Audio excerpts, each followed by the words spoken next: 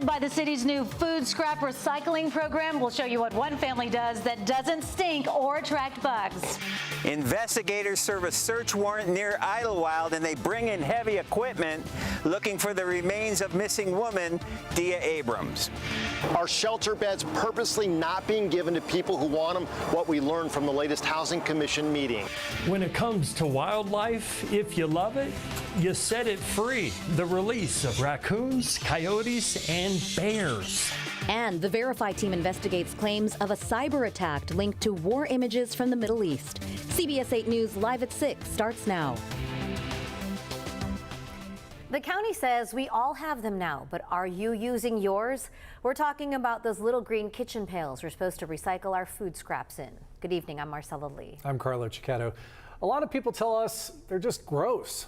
CBS 8's Anna Laurel joins us live from just outside the Mira Mesa landfill and greenery. Anna. That's right, you guys. This is where the city brings the things it picks up from those 213,000 green bins that are sitting at everybody's house now. And we have heard from people who say they don't want to do it. It'll stink, it'll attract bugs. But we found a family today who has a system that works. So we wanted to show you what works for them. This morning I made an omelet. You can see there's eggshells in there. Kevin Gunning's family has been recycling their food scraps and paper products for years. Had salad for lunch, and it goes straight into here.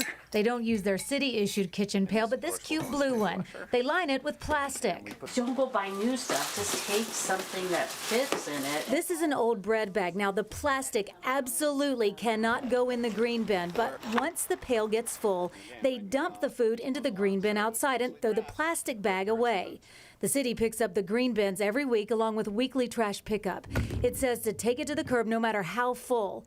Do they get flies or other pests? If you don't put food in your green bin, where's it going to go? In the black bin. So you're going to have flies either way. It is really just a behavior shift. Absolutely it is, because ordinarily, you know, here's the stove. I used to make omelets, crack the eggs open, and toss the shells right in the trash. So now, instead, I bring this guy over here, and I set it right here, and I toss the shells in there. A lot of people we've heard from say they worry about stinky raw chicken decomposing in a pail right there in the kitchen, or cheese turning green in the pail under the sink. Kevin and his wife say it doesn't stink because the pails have a lid like a trash can, and you can always put your bags or food scraps in the fridge or freezer, or just throw it out. Derek Lamb is a recycling specialist with the city of San Diego. Bundle that paper bag close. And now you have a nice enclosed bundle that you can drop directly into the green bin. Organic material like food, paper, and yard waste make up more than half of everything in California landfills. When food scraps and landscaping trimmings and things like that sit in a landfill, is they'll actually start creating the greenhouse gas methane. The quickest way to reduce methane? To compost our organic waste instead of landfilling it.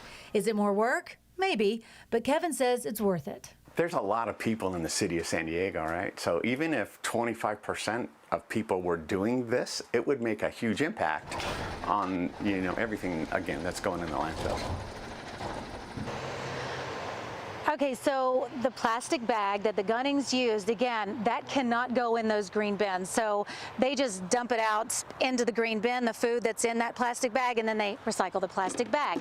You can do that if you like plastic, because we're used to those plastic trash bags. But the city, this is what they're talking about. You want to jam this down into a pail like this. Then when you're ready, just take it out. So you might have to walk outside more and put more little bags, paper bags, in your green bin.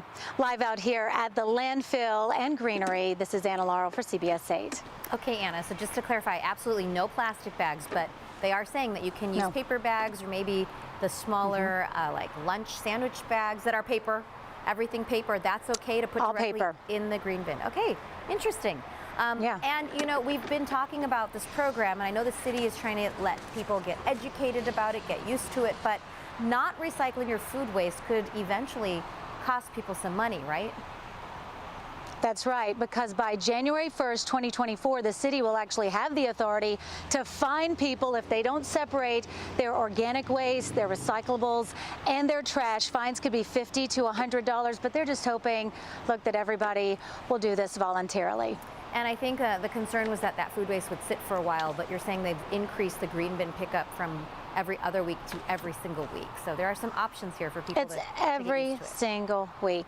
Yeah, you're exactly right. Remember, your trash is already sitting out there, right? So it's like that. Yeah. Thanks so much, Anna. Here at CBS 8, we do want to help you solve your problems affecting you, your community. If there's something you'd like us to look into, shoot us an email, workingforyou@cbs8.com. A 4-hour SWAT standoff at a Spring Valley motel is over tonight, and the suspect is in custody. The situation started around 11 this morning at the Crown Inn Suites on Campo Road. San Diego sheriffs say the suspect stabbed another person in the hand, then locked himself in one of the rooms. When he refused to leave, deputies called in a SWAT team. The suspect surrendered about an hour ago. His name has not been released. The stabbing victim was taken to the hospital and is expected to be okay. Riverside Sheriff's investigators brought in heavy equipment over the weekend to search for the remains of Dia Abrams on her ranch near Idlewild. The former La Jolla woman went missing in 2020 and her body was never found. CBS 8's David Goffredson rushed to the property on Sunday to get video of the search teams on site.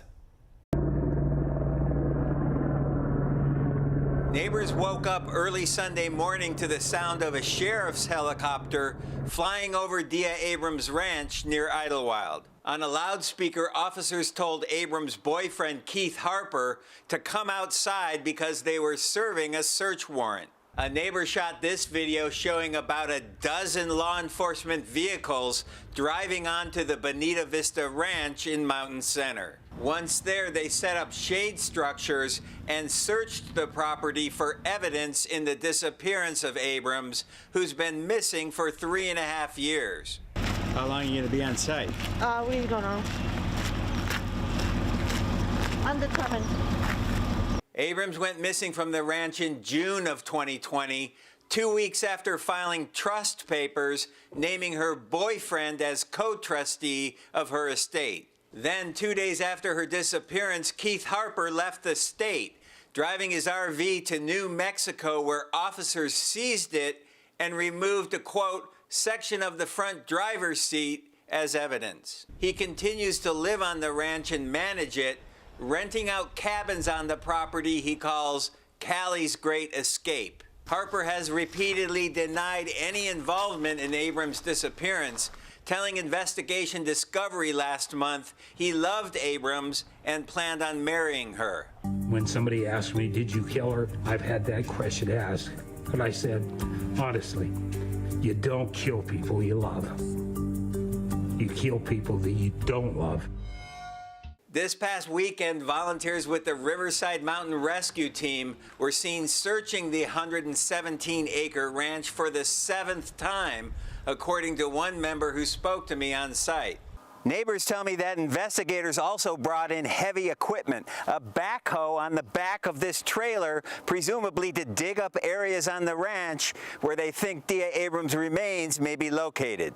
This latest search effort comes just 10 days after a $300,000 reward was announced for information in the case, leading to the arrest of a suspect or the discovery of Abrams' remains. Riverside Sheriff emailed me a statement confirming a search warrant was served and no arrests were made.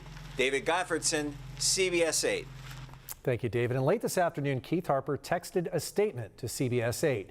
Saying this was the 3rd search warrant served at the ranch. He claims investigators found nothing and left empty-handed. We posted his entire statement at cbs8.com. With the city of San Diego in a homelessness crisis, we wanted to know who is given priority when it comes to shelter space. A recent Housing Commission meeting is providing some new insight. CBS 8's Steve Price joins us live from City Hall with the details. Steve? And Marcella and Carl, the city's current budget calls for spending over $80 million on homelessness services. The city has definitely created more beds. The question is, who gets to use them? This is where people in the city of San Diego are told to go if you need a shelter bed. It's the Homelessness Response Center in East Village. Their website even says walk-ins are welcome. But when we followed a San Diegan who spent a week coming here every day trying to get a bed, he was turned away every single time. We will now go to commissioner comments. Are there any? Video from the latest San Diego Housing Commission meeting offers new insight into why. The city had some space available for those who wanted it at the safe sleeping site at 20th and B, but they didn't make all of their tents available, so officers had some at their disposal to legally force people out of areas near parks and schools. The site at 20th and B that the city oversees, the 140 or so tent site, that was being used predominantly, is my understanding, for direct placement in regards to enforcement. And it turns out this isn't the only spot where beds are being held back. The temporary shelter at Golden Hall was asked to keep 50 beds available for officer referrals. Basically what the city has been doing and asked our coordinated intake team to do is over attrition, so as people leave, to make that bed available to PD direct placement up to 50 beds. CBS 8 reached out to the mayor's office for comment about beds being kept from those who want them, and they responded late Monday afternoon saying they were short-handed and didn't have enough time to respond. But we did see this on the mayor's Instagram page. We're here at the O-Lot in Balboa Park, the site of the city's next safe sleeping site. The mayor says there will be capacity here for 400 tents, but he doesn't say if all of them will go to those who want shelter or if some will be held back for police referrals. By the way, the newest data shows that there were 1,475 newly homeless people here in August. 733 were housed. So, Carlo, even adding 400 beds, we are still not keeping up with the demand, unfortunately. Yeah, it feels like we're falling behind more and more day by day. Now, Steve, what other kind of details do you have about that new safe sleeping site? I think it was Lot O that the mayor mentioned. Yeah, it's Lot O. It actually is an overflow parking lot over near the Naval Hospital. And what's interesting, Carlo, is that the tents they're putting on that site are actually ice fishing tents. So they're tall, about 6 feet tall, so people can stand in them. But more importantly, they should keep folks dry and warm if we do have a wet and cold winter. But I should also point out that that lot, like the other one, is just a temporary situation. It is not a permanent one. Temporary and permanent. We're behind on all of it. Steve Price reporting live for us. Yeah. Thanks, Steve. Nearly $20,000 in merchandise was shoplifted from 2 consignment stores. That's not all there is to the story. Coming up, where witnesses say a toddler went to work and helped her family steal high-end handbags. This is the view looking west towards the coast from Otay Mountain. We're gearing up for that sunset for tonight. Mild start to the week, but we got a big warm-up coming up. All those details ahead. And up next, we go whale watching with Carlene off our coast.